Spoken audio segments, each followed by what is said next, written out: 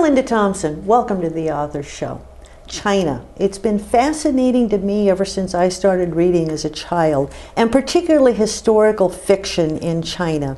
And we're talking with Lloyd Lofthouse today, who is the author of My Splendid Concubine. And it's surprising that this is an actual person he writes about, because I have done a lot of study of China and never heard of him. So welcome to the show, Lloyd. Oh, well, thank you for having me. Tell me about Robert Hart, why he went to China, and why you wrote a book about him. Well, in my research, because the research went on for about 9 years, as I read his letters, his journals, they were all published by Harvard, and they're kept at the University of Belfast. I discovered a love story involved in there. But the reason he went to China was he was running away because he embarrassed his family. When he was going to the University of Belfast, he started drinking too much and seducing too many women, and he got a venereal disease. And his father was a pastor, the kind of man who would say to his 12 children, because Robert was the oldest, "What have you done for God the day before they could eat supper?" Okay. And Robert was planning to follow in his father's footsteps. So there's a scandal. He's planning to follow in his father's footsteps. He's going to get a master's. He's already earned his bachelor's degree. And he was a top student, very bright. Suddenly he flees to China and becomes an interpreter for the British consulate there because he had a gift for languages. He spoke original Greek, original Latin, and several other European languages. And when he gets to China, he finds a culture that supports his lifestyle that he was running away from. And he ends up with a concubine. Must have been very comfortable for him. Probably not comfortable if his parents found out about it. Did you ever find out whether any of the family visited him in China? Not until after the first 10 years, because originally he was an interpreter. Eventually, he becomes, because of IU, Sterling Seagrave, the historians at Harvard all credit her with the fact that he became such an expert on the Chinese that the Chinese come to him several years later, and they want him to work for them, and he becomes Inspector General for Chinese Customs eventually, before the 5th or 6th year, and he's responsible for China's railroads, for China's school system changing to be able to compete against the West. So the school systems they have in China today are the way they are because of him. Gosh. The railroads that China still uses were built because of him. It took him decades to convince the Manchu dynasty to build the railroads. He's very persistent. He understood the Chinese, and he understood how to work with their culture.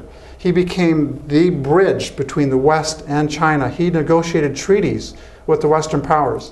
The British, the man that he replaced, a man named Horatio Lay, was the Inspector General. And Robert was hired in to run the customs office in Canton. Horatio Lay was knifed, and he had to go back to England because there was a lot of resentment against foreigners in China. Well, let me ask you this. When you found out about the concubine, did he make this part of his life to where everybody knew about it, or was she kind of in the closet all the time? She was in the closet. Was he married? He married after she died. Oh, I shouldn't tell you she died.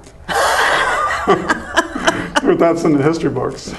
Well, we all die at some point, so I kind of made, with the years you've got in here, kind of made that assumption. Yeah. But why was it such a hidden love story? Because of the religious background of his family and the Victorian culture itself. So it was this ingrained thing in him, no matter what, that he couldn't... He had a lot of guilt. He wrote journals for most of his life. And all of the years he was in China, but he did burn the years 2, 3, and 4. I'm not sure if I mentioned that yet. Did he eventually move back to the Victorian lifestyle in England? No, he stayed in China until 1908. He arrived in 1854. He was there over 5 decades, and he supplied most of the Manchu dynasty's revenues that kept them afloat after one war after another. He helped them recover from the Opium Wars.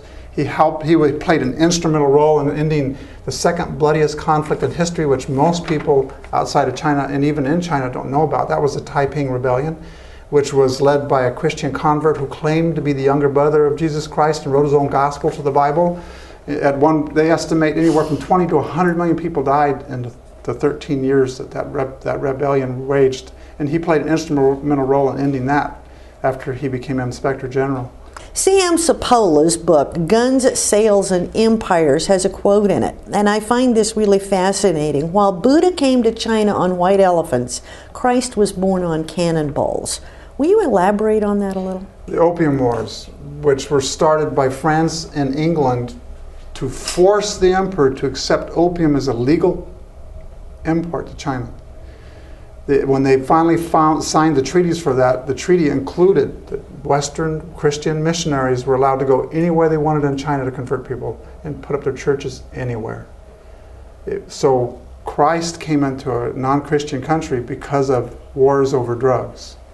Have you lived in China? How familiar are you with that lifestyle? We have a flat in Shanghai, a 3-bedroom flat, and I've been to China. I'm losing track. I've been back and forth so much. We were just there in October, November. I first went there in 1999.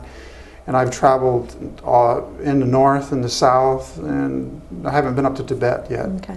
Well, you made a comment, and the reason I'm not showing the book, don't have the book in my hand, is that you're changing covers. Yes, I'm changing publishers. Where can we find the book, and how soon will the revised edition be out? The revised edition will hopefully be out before the end of this week, but the other edition is still available, and they can go to my website, and they can find it easily, or they can just go to Amazon.com and type in My Splendid Concubine, or go to Google. There's going to get a lot of hits. Okay, all right. What is the one thing that you would like people to remember about the Chinese experience? That the Chinese are people with a lot of pride and a deep history, and although their culture seems baffling to the West, they have a very conservative morality. Okay. And they want to be left to make their own decisions. They don't like other countries telling them what to do. Lloyd, it's been a pleasure having you on the show, and I could listen to you all day and cannot wait to get into this book. And you say there's another one coming along? Writing a sequel, and it's in the rough draft is finished. I'm doing revisions that covers the next 7 years of his life. So we'll have you back then? Probably. Okay, well, thank you so much for being here today. And thank you for having me. I'm Linda Thompson, and this has been The Author Show. If you're into historical fiction like I am, My Splendid Concubine sounds like a perfect read. I'm Linda Thompson. We look forward to seeing you next time. And remember, a book can change a life, one word at a time.